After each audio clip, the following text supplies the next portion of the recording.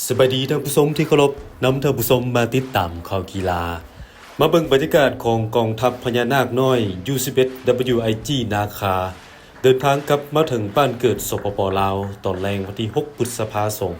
2025ที่สนามบินสกลบัตไตนำโดยท่านผู้วงคำสาวห้องเจ้าของนครหลวงเวียงจันทน์พร้อมด้วยคณะที่เกี่ยวข้องประธานสโมสรผู้ให้การสนับสนุนครูฝึกและนักกีฬาโดยมีพ่อแม่ผู้ปกครองญาติพี่น้องของนักกีฬารวมทั้งแฟนบอลให้การต้อนรับอย่างอบอุ่น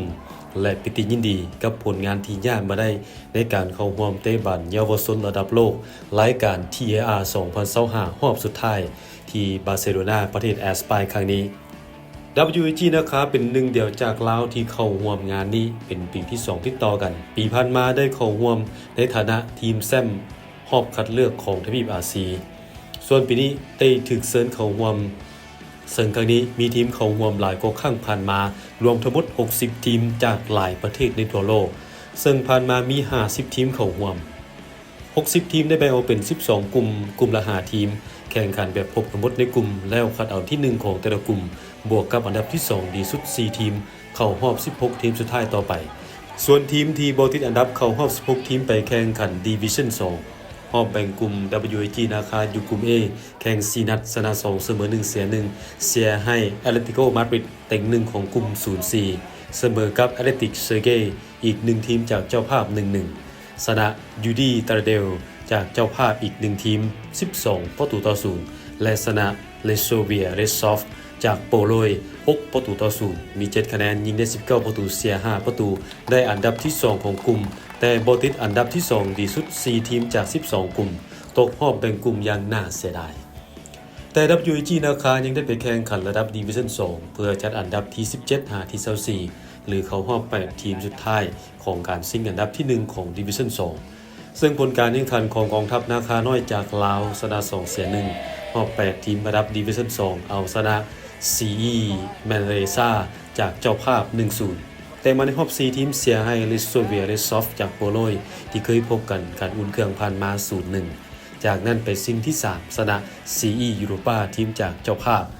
7-1ได้อันดับที่3ของ Division 2หรือจบอันดับที่19จาก60ทีมที่เข้าร่วมงานครั้งนี้การไปแข่งขันเทื่อนี้ถึงบ่ได้เป็นแชมป์แต่ก็ได้ผลสำเร็จเหนือกว่าปีกายผ่านมา3ที่พวกเขาบ่ได้เข้าในสายที่1แต่ว่าก็ได้เป็นที่3ของสายที่2แล้วก็จัดอันดับก็ถือว่าดีกว่าปีกายนี้อยู่ในอันดับที่22ปีนี้พวกเขายับขึ้นมาเป็นอันดับที่19ก็เหนือความคาดหมายที่พวกเขาตั้งไว้นั่นแหละแต่ว่าการแข่งขันทุนนี้ก็ทีมของประเทศสเปนหลายๆประเทศที่เข้าร่วมแข่งขันทั้งหมด60สโมสรนั่นก็พวกเขาก็ถือว่าจัดอยู่ในอันดับที่ดีลูกหลานของพวกเขาก็ลิ้นเต็มที่เนาะแต่เนื่องจากว่าระบบในการแข่งขันพวกเขาอาจจะน้อยเด้เนาะพวกเขาอาจจะน้อยคนประเทศอื่นก็มีลักษณะจะมีความสูงความอย่างนะซึ่งตัวนี้นี่พวกเขาจะได้มาปรับปรุงอยู่คงเขตนครหลวงนี่ให้มันดีขึ้นเนาะและเฮ็ดแนวใดเพื่อให้การพัฒนาวงการกีฬาของนครหลวงก้าวเข้าสู่สากลนี่ให้มันหลาย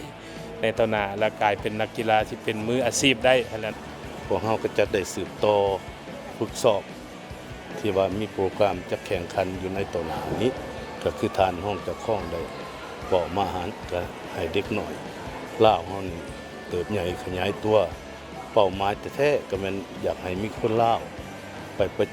จำอยู่ทีมใหญ่ๆอยู่ประเทศสเปนผู้ใดที่มีพรสวรรค์ดีเขาก็ตอบรับอยู่จะรับเอาไปเมื่อเปรียบเทียบตัวเลขอันดับในการเข้าร่วมครั้งนี้ของ U11 WIG นาคาแม่นดีกว่าครั้งผ่านมาจบที่19จาก60ทีมครั้งผ่านมาจบที่22จาก50ทีม